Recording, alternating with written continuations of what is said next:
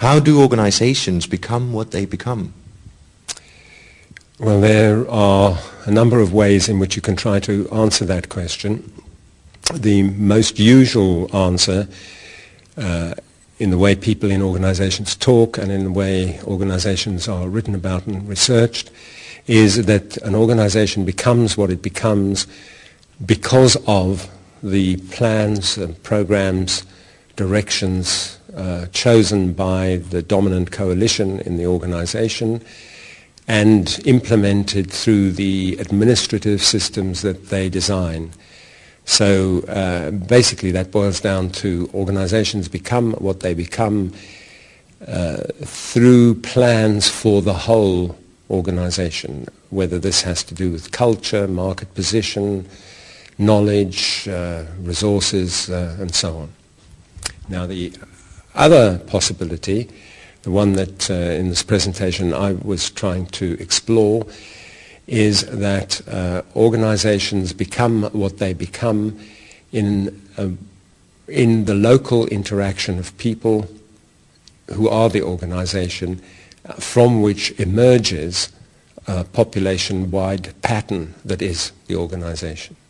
So this is a way in which we understand how an organization becomes what it becomes through the interplay of the many intentions and plans of people going about doing their work, rather than through an overall plan.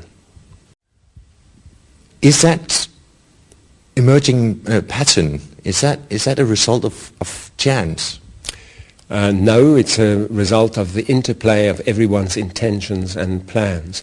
So what emergence means is that a population-wide pattern, the whole, if you like, comes about without any plan or program or blueprint for the whole.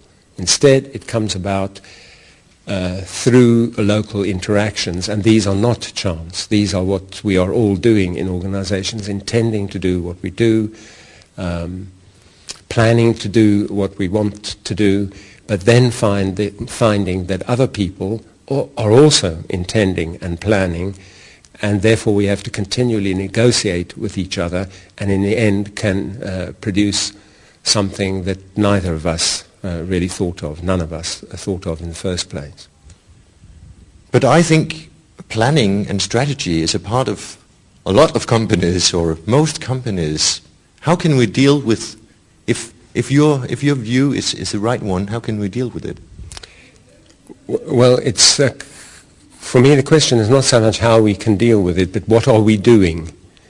And clearly in organizations people do prepare intentional, deliberate plans for the whole organization. The question then becomes, how do we think about what happens with those plans? Now, the conventional view would be that the plans are then implemented by the people in the organization, and the organization becomes what the dominant coalition wanted it to become. Another way of thinking what these plans are is to think of them as gestures that are made by the most powerful people, and that what these plans and visions and so on actually mean is not located in the vision, in the plan, but will emerge in the responses of the many, many people who then come across them and have to try to work out what do they mean for me, us here in our specific situation. And therefore the meaning of these statements and plans will change in the way people are taking them up in their local interactions. And what actually happens then will emerge in these local interactions.